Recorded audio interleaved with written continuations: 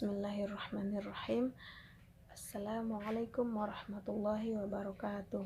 Alhamdulillahirrabbilalamin. Assalatu wassalamu ala ashrafil anbiya'i wal mursalin wa ala alihi wa sahbihi ajmain. La nabiyya ba'da. Rabbi syrah li sadri wa yassir li amri wahlul uqdata min lisani yafqahu qawli. Ismi Sakinah Al-Hamid, ana min syu'bati tadris al-lughah al-arabiyyah. Tayyib, dalam video ini saya akan menjelaskan materi tentang analisis wacana atau discourse analysis. Pertama yang saya akan jelaskan yaitu pengertian analisis wacana, kedua manfaat analisis wacana, dan yang ketiga aspek-aspek analisis wacana. Materinya sebagai berikut. Analisis wacana. Yang pertama, what is discourse analysis? Jadi, analisis wacana merupakan sebuah kajian yang meneliti atau menganalisis bahasa yang digunakan secara alamiah, baik dalam bentuk tulis maupun lisan terhadap para pengguna. Kemudian, pengertian analisis wacana menurut beberapa ahli. Pertama, analisis wacana pada dasarnya menganalisis atau menginterpretasi pesan yang dimaksud pembicara atau penulis dengan cara merekonstruksikan teks sebagai produk ujaran atau tulisan sehingga diketahui segala konteks yang mendukung wacana pada saat diujarkan atau dituliskan, menurut Prabowo pada tahun 1998. Analisis wacana pada umumnya menarget bahasa yang digunakan sehari-hari, baik yang berupa teks lisan maupun tertulis, sebagai objek kajian atau penelitiannya. Jadi, objek kajian atau penelitian analisis wacana adalah unit bahasa di atas kalimat atau ujaran yang memiliki kesatuan dan konteks, bisa berupa naskah pidato, rekaman percakapan, percakapan langsung, catatan rapat, debat, ceramah atau dakwah agama, dan sebagainya. Kemudian pembahasan yang kedua yaitu manfaat analisis wacana. Analisis wacana merupakan usaha untuk memahami suatu bahasa sehingga tentunya memiliki manfaat dan proses belajar bahasa serta perilaku berbahasa.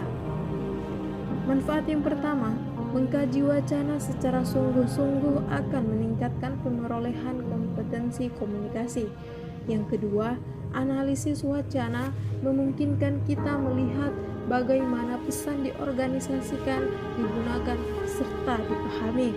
Kemudian yang ketiga, memungkinkan kita melacak variasi cara yang digunakan oleh komunikator, baik penulis, pembicara, dan sutradara dalam mencapai tujuan atau maksud tertentu melalui pesan berisi wacana-wacana tertentu yang disampaikan.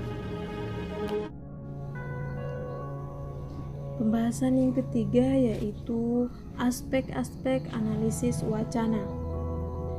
Aspek-aspek analisis wacana terbagi menjadi dua, yang pertama kohesi dan yang kedua koherensi.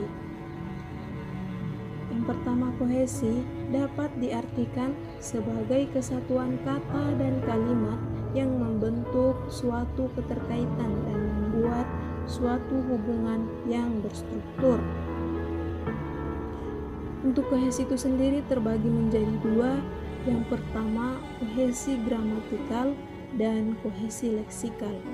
Kohesi gramatikal dapat diartikan sebagai kesatuan yang sesuai dengan tatanan bahasa Indonesia, sedangkan leksikal berkaitan dengan kosakata. Nah, untuk aspek yang kedua yaitu aspek koherensi. Koherensi atau kepaduan yaitu suatu kepaduan antara kalimat per kalimat dan membentuk subjek, predikat, objek, dan keterangan yang mendukungnya. Jika suatu kalimat yang dibentuk tidak membentuk SPOK, maka suatu paragraf ataupun wacana yang dibuat maka tidak adanya kepaduan yang utuh dalam kalimat tersebut. Akibatnya, kalimat-kalimat tersebut akan rancu.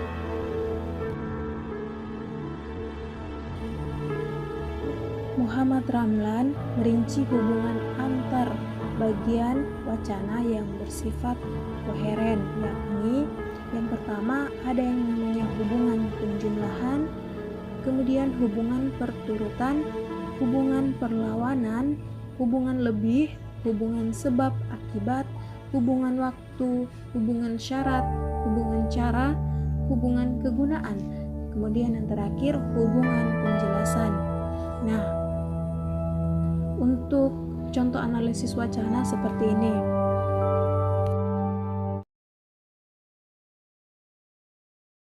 Paparan materi saya yaitu discourse analysis, atau yang artinya analisis wacana.